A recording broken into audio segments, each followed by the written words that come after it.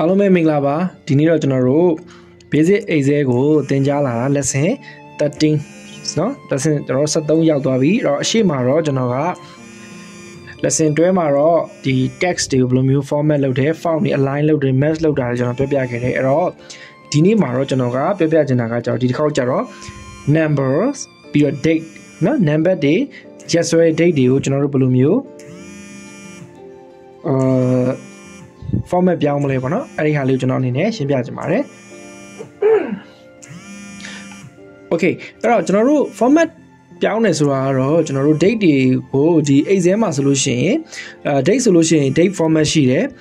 ပြီးတော့လို့ရှိရင် number ဆိုလို့ရှိရင်လည်း number format ရှိတယ်ပေါ့နော်အဲ့ဒါကိုကျွန်တော်တို့က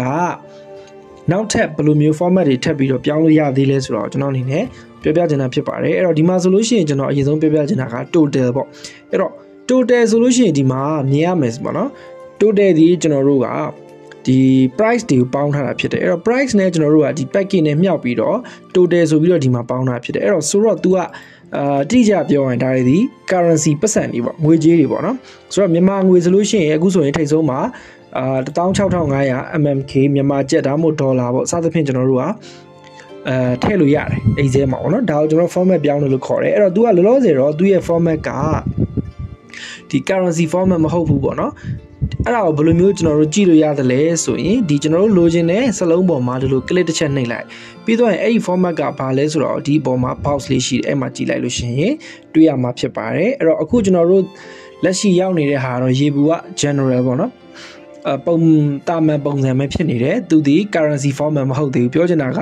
ငွေကြေးနဲ့ပတ်သက်တဲ့ format မဖြစ်သေးဘူးပေါ့အဲ့တော့အဲ့ဒါကိုကျွန်တော်တို့က total လည်းဖြစ်နေတယ် price ငွေကြေးနဲ့လည်းပတ်သက်နေတာဖြစ်တဲ့အတွက်သူ့ကိုကျွန်တော်ဗာပြောင်းခြင်းလဲဆိုရင် currency format ပြောင်းခြင်းတယ်ဆိုလို့ရှိရင်ကျွန်တော်ဘယ်လိုလုပ်မလဲကြည့်ရအောင်အရင်ဆုံးကျွန်တော်တို့ပြောင်းခြင်းတဲ့ data တွေကို select မှတ်မယ်ပေါ့နော် okay ဒီကနေဒီထိကျွန်တော်တို့ select မှတ်လိုက်မယ်ပြီးသွားပြီဆိုလို့ရှိရင်ကျွန်တော် select မှတ်ပြီးသွားပြီဆိုလို့ရှိရင် format ပြောင်းဖို့ရန်အတွက်ဒီအပေါ်မှာရှိတဲ့ဒီဘေးနားအများလေးကျွန်တော်နှိပ်လိုက်Okay ဒါဆိုလို့ရှိရင်ဒီလိုမျိုး format တွေအများကြီးကြာလာပြီ general number currency accounting date ကိုမှ long date short date time ပေါ့စသဖြင့်တွေ့ရလိမ့်မယ်အဲ့တော့ကျွန်တော်တို့ကအရင်ဆုံးဒါကိုဘယ်လိုပြောင်းမလဲဆိုရင် currency ဆိုပြီးကျွန်တော်တို့ပြောင်းလိုက်မယ် Okay နော်အဲ့တော့ currency Okay ဒါဆိုလို့ရှိရင်ဒီမှာကျွန်တော်တို့အခုလိုမျိုးဒေါ်လာဆိုင်းလေးပေါ်သွားတာကိုအားလုံးပဲတွေ့ရမှာဖြစ်တယ်ဒေါ်လာ16500 ဒသမ3.3ပါတော့အနောက်ကတော့ဒေါ်လာဆိုတော့ပြားစွန်းနေရှိရပေါ့အဲ့တော့အဲ့ဒီဒေါ်လာပြားစွန်းတွေကိုလည်းဘယ်လိုပြောင်းလဲဒေါ်လာကနေတခြားငွေကြေးဘယ်လိုပြောင်းလဲဆိုတာရောကျွန်တော်နောက်သင်ခန်းစာတွေမှာဆက်ပြောပြပါမယ်အရင်ဆုံးတော့ဒီသင်ခန်းစာတော့ဒီ format ပြောင်းတာပဲကျွန်တော်အရင်ဆုံးပြောပြပေးသွားပါမယ်အဲ့တော့ဒါကတော့ကျွန်တော်တို့ currency ပြောင်းလိုက်တာပေါ့နော်ဒါငွေကြေးနဲ့ပတ်သက်တဲ့ format ဖြစ်တယ်ပြီးသွားလို့ရှိရင်ကျွန်တော် date ပေါ့နော် date ကိုကျွန်တော်ပြောပြချင်ပါတယ်အဲ့တော့ date ဒီလည်းပဲဒီ currency format လို့ပဲသူ့မှာလည်း format ရှိတယ်ဒါပေမဲ့အခုကျွန်တော်တို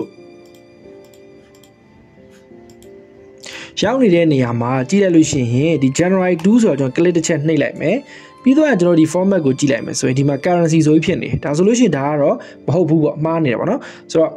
currency ပဲဖြစ်ဖြစ် January ဖြစ်ဖြစ်ပေါ့ဒီလိုကျွန်တော်တို့က date ဆိုလို့ရှိရင်သူ့မှာရှိတဲ့ date format ဖြစ်တဲ့နေပေါ့အဲ့တော့ကျွန်တော်ကဒီဟာကိုကျွန်တော် date format ပြောင်းမယ်ခုနလိုပဲကျွန်တော်တို့အားလုံး select ပင်မှတ်လိုက်မယ်ပြီးတော့ခုနမြားလို့ကျွန်တော်တစ်ချက်ပြန်နှိပ်ပါမယ်ဆိုလို့ရှိရင်ဒီမှာ date format နှစ်ခုတော့ရှိတယ် short date နဲ့ long date နဲ့အဲ့တော့ကျွန်တော်တို့လိုချင်တာကဒီလိုပုံစံတွေမဟုတ်ဘူးဒီအောက်မှာပုံစံလေးရှိရနော် short date ဆိုလို့ရှိရင်1/2/2014 long date ဆိုလို့ရှိရင်ဒီမှာ Thursday January 2ဘာညာဆိုပြီးတော့ဒါဥပမာပြထားတယ်ကျွန်တော်ကနောက်ထပ်ဒီ date နဲ့ပတ်သက်ပြီးဘယ်လိုမျိုး format တွေကြံသေးလဲရှိသေးလဲဆိုတာကျွန်တော်ကြည့်ရအောင်အောက်မှာရှိနေတဲ့ဒီ mall number format ဆိုတော့အားလုံးတွေ့ပါလိမ့်မယ်အဲ့ဒါကိုကျွန်တော်တို့တစ်ချက်သွားပြီးတော့ click နှိပ်ပါမယ်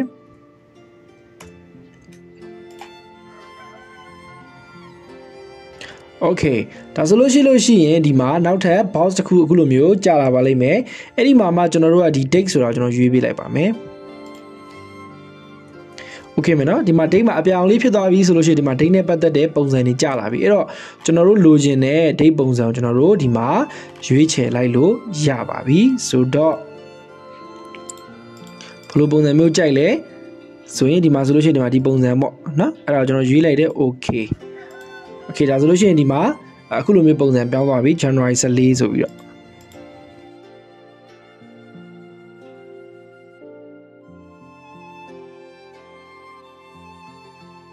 ့ရမှာနော်ဒါတော့ကျွန်တော်တို့ date ကို custom လုပ်ပြီးတော့ပုံစံပြောင်းလိုက်တာဒါ date format ပေါ့အဲ့တော့နောက်ထပ်တစ်မျိုးကျွန်တော်ဘာထပ်ပြီးပြောင်းလို့ရသေးလဲဆိုလို့ရှိရင်ခုနအတိုင်းပဲကျွန်တော်ဒါလေးကိုနှိပ်မယ် more number format ကိုနှိပ်မယ်ပြီးတော့လို့ရှိရင်ခုန date ဆိုကျွန်တော်တန်းပြီးတော့မသွားဘဲနဲ့ဒီအောက်က custom ဆိုတော့ဟာလို့နှိပ်မယ်အဲ့တော့ custom မှာလည်းဒီမှာကျွန်တော်တို့ကကိုယ့်အကို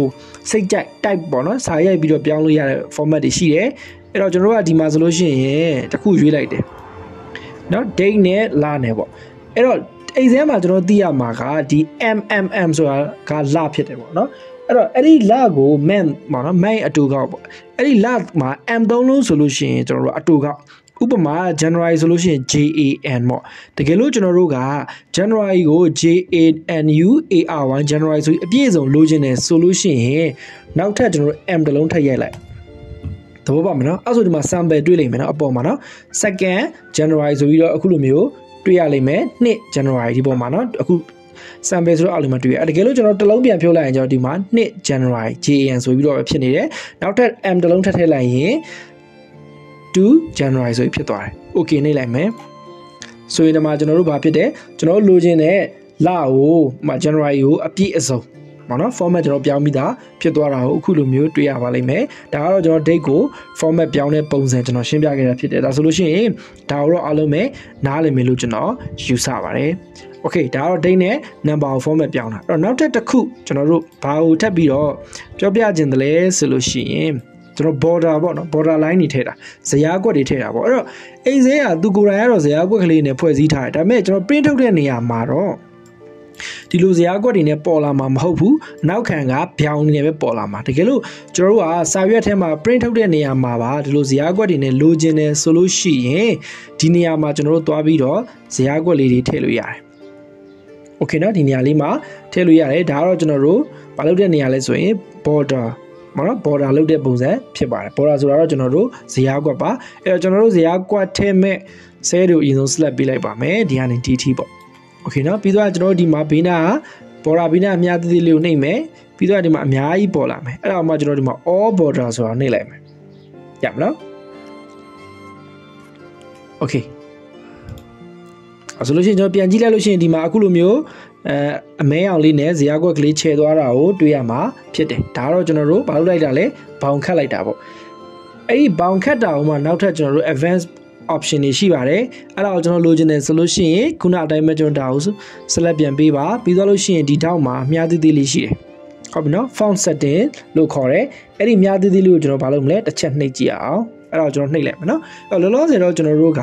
အယောင်ချဲထားတာဒီလိုအမဲအောင်လေးတွေပဲဖြစ်နေတယ်ဘောင်ခတ်ထားဆိုတော့ကျွန်တော်တို့လိုချင်တာဒီလိုမျိုးအဆက်အပြောက်ကလေးနဲ့လိုချင်တယ်ဆိုလို့ရှိရင်ဒီမျိုးအဆက်ပြောက်နေရလေးကိုကျွန်တော်သွားပြီးတော့တစ်ချက်ကလစ်တစ်ချက်နှိပ်မယ်ပြီးတော့ကျွန်တော်တို့လိုချင်တဲ့ဒီပတ်လေကိုလိုက်ပြီးတော့ကလစ်တွေပြန်နှိပ်ပေးမယ်အရင်ဆုံးဒီမှာကလစ်တစ်ချက်နှိပ်မယ်နော်တစ်ချက်ပြီးတော့ဒီမှာတစ်ချက်အပေါ်မှာတစ်ချက်အလယ်မှာတစ်ချက်အောက်မှာတစ်ချက်ဘေးမှာတစ်ချက်နောက်ဘယ်ဘက်ဘေးမှာတစ်ချက်ပြီး okay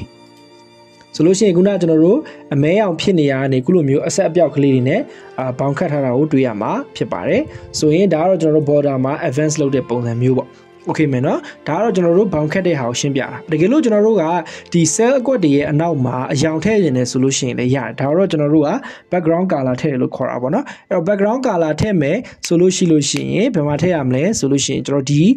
ခုနကကျွန်တော်တို့ဘောင်ခတ်ခဲ့တဲ့ဒီဘေးနားမှာပဲ color လေးတွေပေါ်နေတာကိုတွေ့ရလိမ့်မယ်အဲ့ဒီမှာမှကျွန်တော်တို့ဒီလိုမျိုးအဝါရောင်လေးပေါ့နော်ကျွန်တော်ဒီမှာဖြစ်နေအဝါရောင်လေးဘေးနားမှာ fade color ဆိုပြီးတော့ပေါ်လေလိမ့်မယ်အဲ့ဒီ fade color ရဲ့ဘေးနားကကျွန်တော်တို